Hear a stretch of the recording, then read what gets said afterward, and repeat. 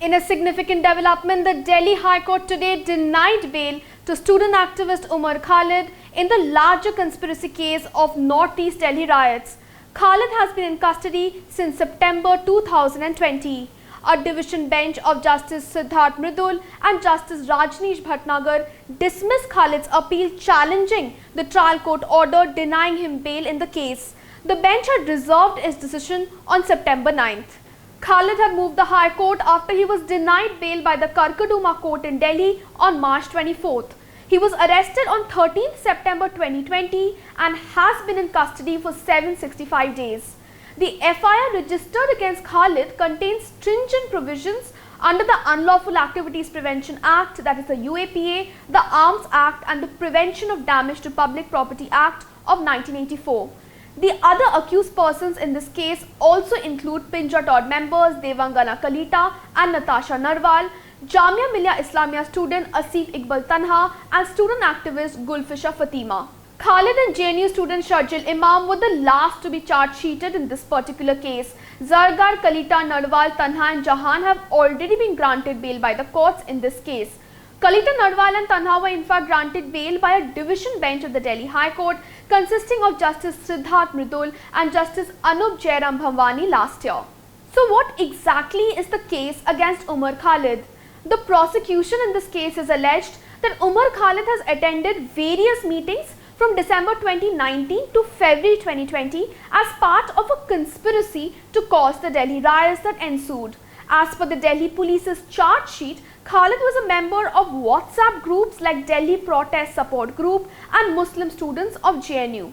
While there is a recurring mention of Khalid in relation to the alleged conspiracy in the charge sheet, the prosecution has particularly emphasized upon a speech given at Amravati, Maharashtra on February 19, 2020.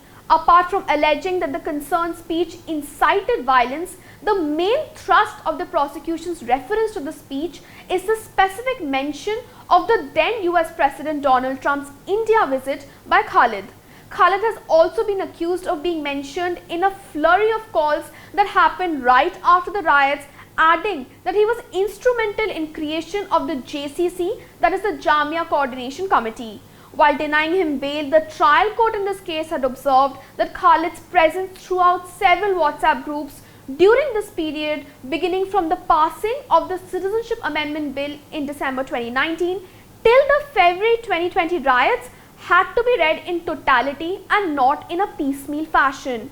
It has also been taken into consideration that he had connectivity with many accused persons. So what exactly were the arguments advanced on behalf of Khalid before the Delhi High Court? During the bail hearing before the High Court, senior counsel pairs who represented Khalid in the bail proceedings had argued that the Amravati speech was made in the context of protests against the CAA, that is the Citizenship Amendment Act, adding that harsh words used against the government cannot amount to an offence under the UAPA. Although the counsel had acknowledged that the speech in question certainly was anti-CAA, however, he had emphasized that there had been no call for violence or incitement. He had also argued that using the word revolution in the speech was not a crime and that by no stretch of imagination can it be said that the same was a call for violence. He had also highlighted the fact that there was no immediate violence after Khalid's speech.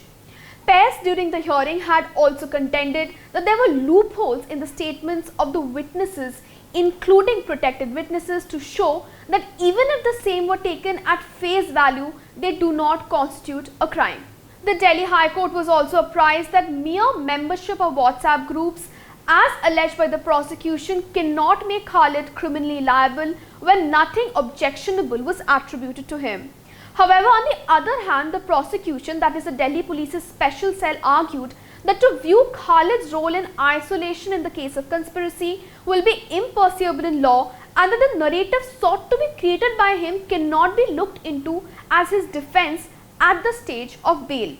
Special Public Prosecutor Prasad specifically referred to the speeches made by Umar Khalid, Sharjil Imam and Khalid Saifi to argue that they were all connected with each other at the relevant time as a part of the conspiracy to commit the 2020 Delhi riots. Prasad had also called Umar Khalid's Amravati speech as a calculated speech for the reason that it not only referred to the CA and the NRC, the focal point of protest, but also other issues specifically relating to the Muslim community.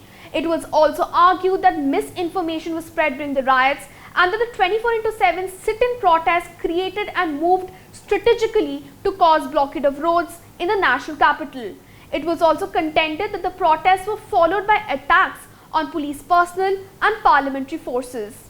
While issuing notice in Khalid's plea, the bench of Delhi High Court had observed that his Amravati speech was obnoxious, hateful, offensive and prima facie not acceptable.